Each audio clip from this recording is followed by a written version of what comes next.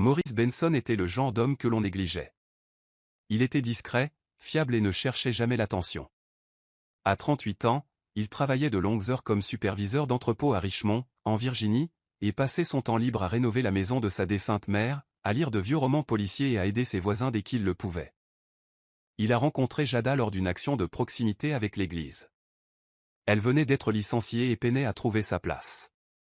Maurice l'accompagnait à ses entretiens, lui faisait ses courses et priait avec elle.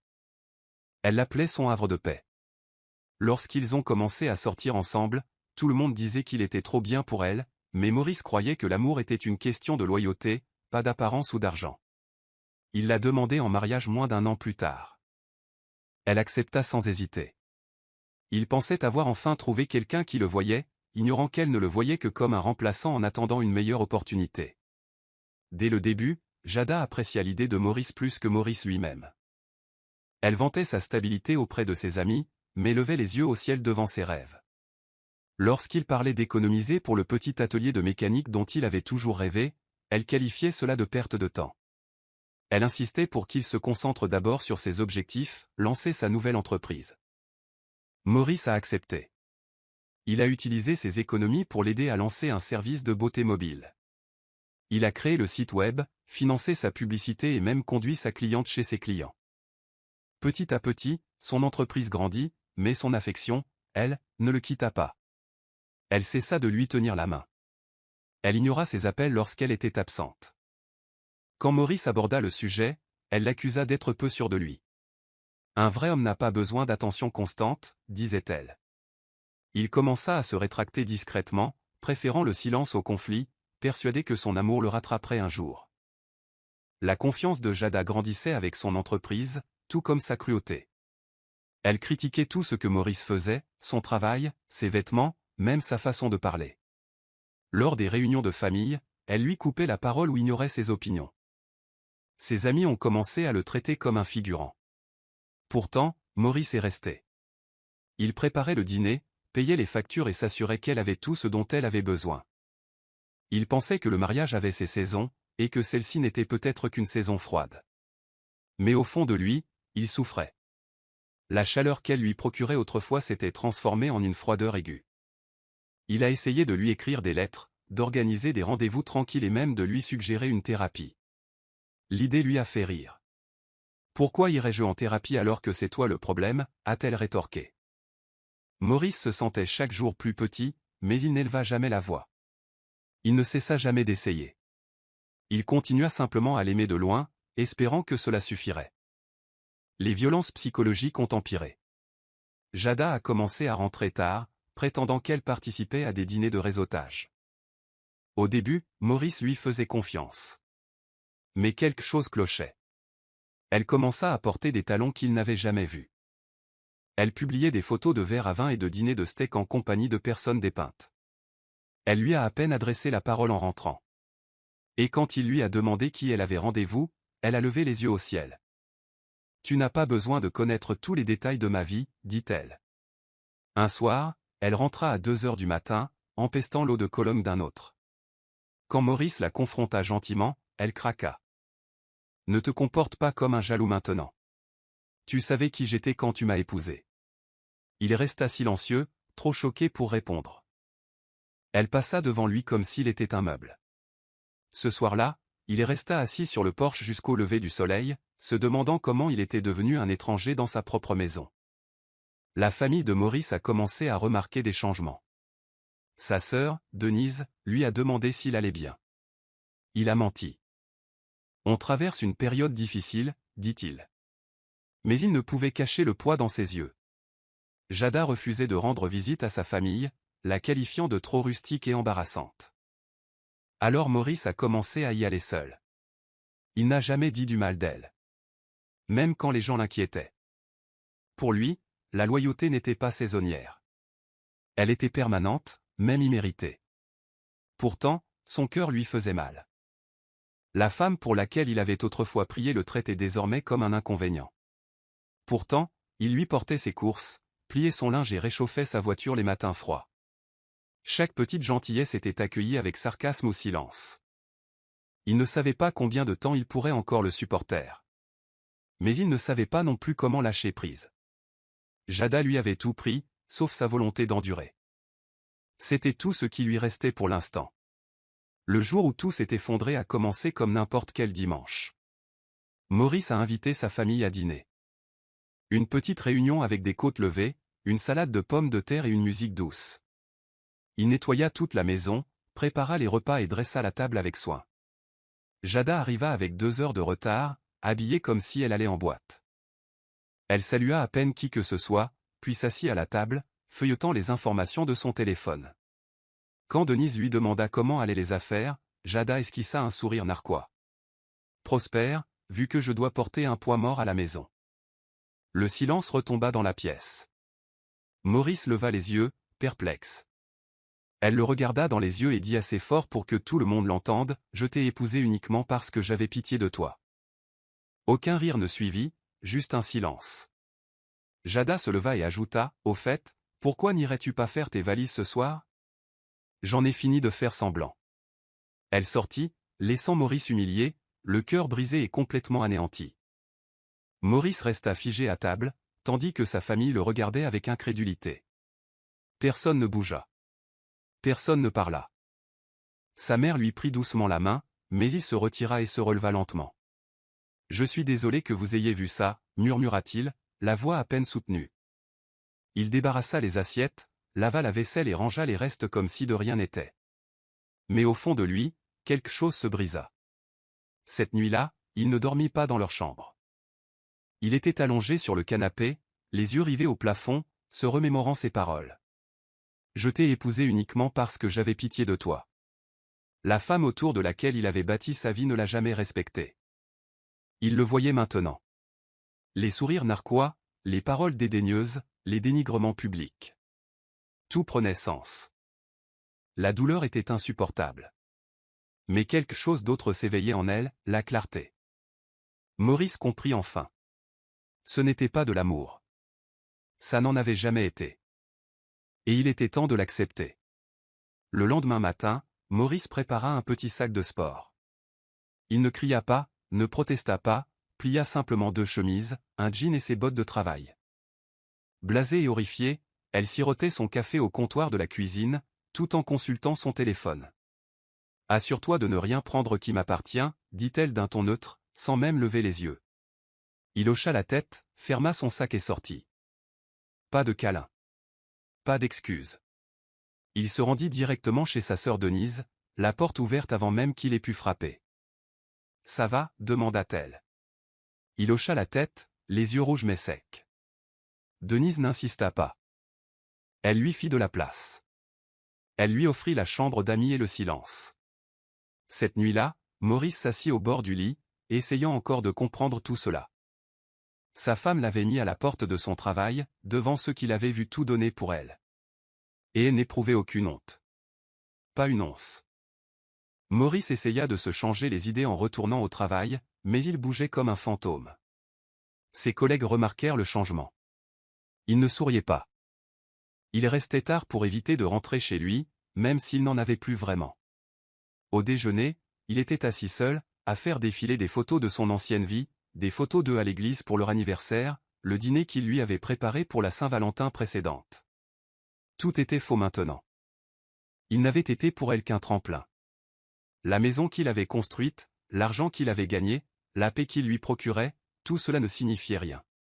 Pendant ce temps, Jada publiait des selfies avec la légende suivante, « Un nouveau départ et la paix, ça coûte cher ». Ses amis ont salué son éclat sans en connaître le prix.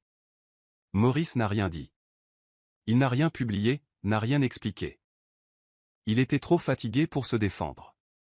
Et pourtant, malgré l'épuisement, un petit feu commença à brûler en lui. Non pas celui de la vengeance, mais celui de quelque chose d'encore plus dangereux. Une détermination tranquille. Sur la suggestion de Denise, Maurice commença à fréquenter l'ancien garage automobile de Monsieur Langston. C'est là qu'il faisait du bénévolat il y a des années, avant que sa vie ne devienne trop chargée. L'endroit sentait le caoutchouc et lui les gardait des souvenirs familiers. Monsieur Langston, qui approchait les 70 ans, tenait toujours la boutique, mais plus lentement qu'avant. « Tu as les mains de ton père » disait-il en regardant Maurice changer de tenue avec aisance. Mais tu te laisses abattre. Maurice rit, mais ses mots étaient blessants. Monsieur Langston lui proposait du travail le week-end, rien de spécial, juste un moyen de se changer les idées. Maurice accepta. Mieux valait avoir de la graisse sous les ongles que le silence dans sa poitrine. Il commença à venir plus souvent. Réparer des moteurs était plus simple que de réparer un cœur brisé. Et tandis qu'il resserrait des boulons et équilibrait des roues, quelque chose en lui commençait lentement à se reconstituer. Pas complètement, mais juste assez pour continuer. Pendant que Maurice travaillait tranquillement, le monde de Jada commençait à changer. Au début, tout semblait aller pour le mieux. Son activité restait stable et elle continuait à publier des brunchs gourmands et des citations motivantes. Mais le soutien que Maurice lui apportait autrefois gérer ses réservations, ses factures, la conduire chez ses clients avait disparu. Elle n'avait pas réalisé à quel point sa marque dépendait de son travail invisible. Son emploi du temps s'écroulait. Les clients étaient de plus en plus frustrés.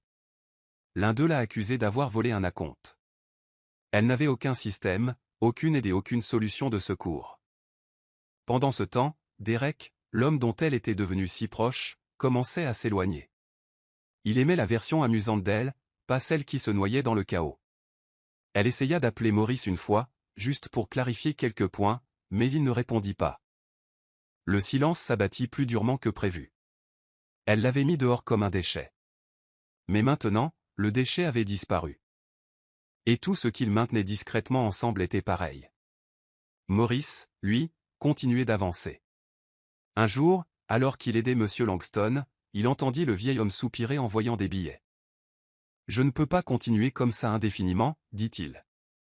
Maurice hésita, puis demanda, « Tu as déjà pensé à vendre ?» Monsieur Langston parut surpris. « À qui ?» Maurice haussa les épaules. « Peut-être moi. » Il parlait de chiffres. Ce n'était pas donné, mais ce n'était pas hors de portée. Surtout maintenant qu'il n'investissait plus dans les rêves d'autrui. Ce soir-là, Maurice fit ses comptes. Entre son travail d'entrepôt et ses économies, il pourrait s'en sortir avec le temps. Pour la première fois depuis des années, il a retrouvé l'espoir. Un espoir qui ne dépendait pas de l'amour ou de l'approbation d'autrui. Il a commencé à faire des heures supplémentaires, à réduire ses dépenses et à économiser davantage. Il n'en a parlé à personne. Il n'avait pas besoin de validation. Il ne s'agissait pas de montrer à Jada ce qu'elle avait perdu. Il s'agissait de se montrer ce qu'il avait encore à donner. À quelque chose. À quelqu'un. Pour lui-même. 3 mois passèrent. Maurice garda la tête basse, travailla à ses petits boulots et investit peu à peu dans le garage. Monsieur Langston a rédigé un contrat donnant à Maurice la pleine propriété après un dernier versement forfaitaire. Maurice a signé d'une main tremblante. Il construisait quelque chose brique par brique, boulon par boulon.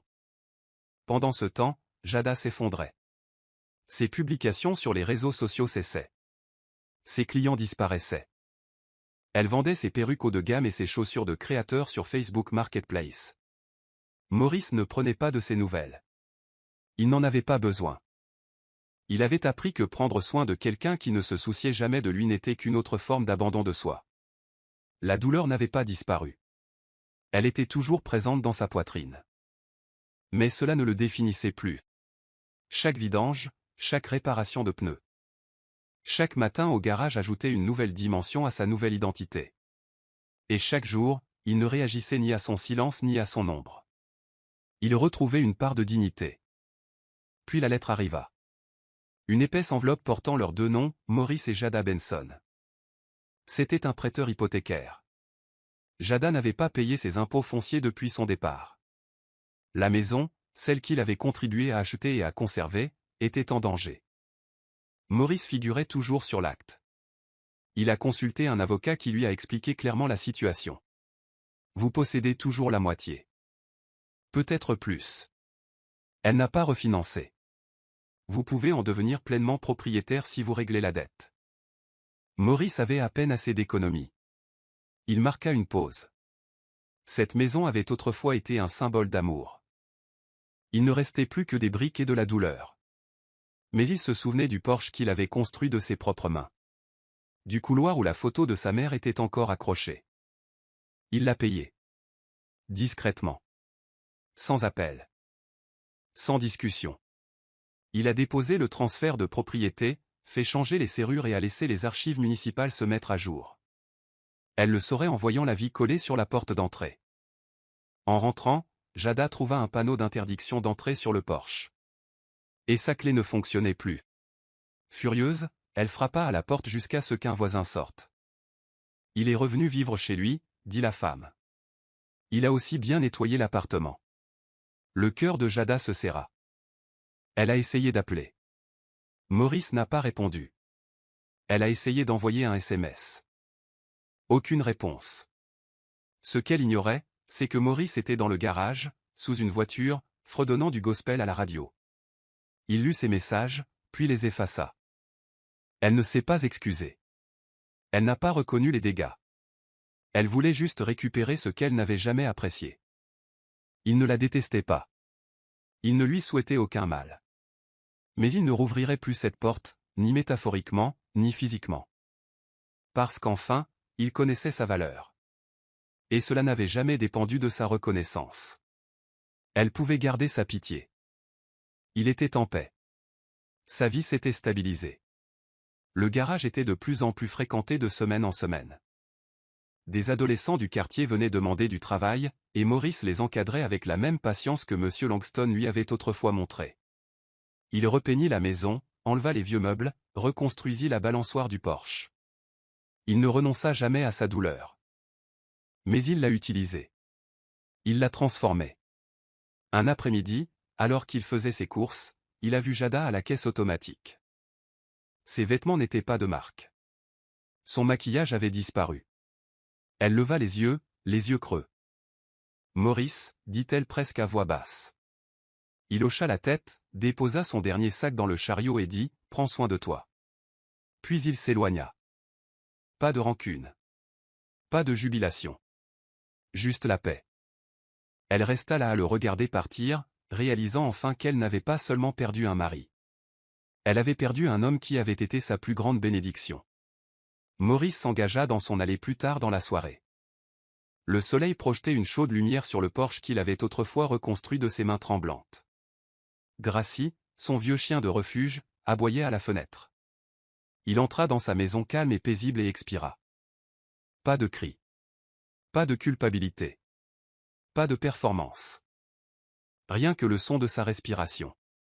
Il se versa un verre d'eau, s'assit dans son fauteuil inclinable usé et ouvrit un livre qu'il n'avait pas touché depuis des années. Il n'avait pas besoin d'applaudissements. Il n'avait besoin de personne pour assister à son retour. Ce n'était pas bruyant. Ce n'était pas viral. Mais c'était bien réel. Il n'avait pas gagné par la vengeance. Il avait gagné par la résilience. De la même manière qu'il avait vécu toute sa vie, tranquillement, honnêtement, et avec plus de force que quiconque ne l'aurait jamais cru. Et dans ce silence, Maurice avait enfin trouvé tout ce que Jeden ne lui avait jamais donné. Le respect, la liberté et l'amour qu'il avait tant attendu.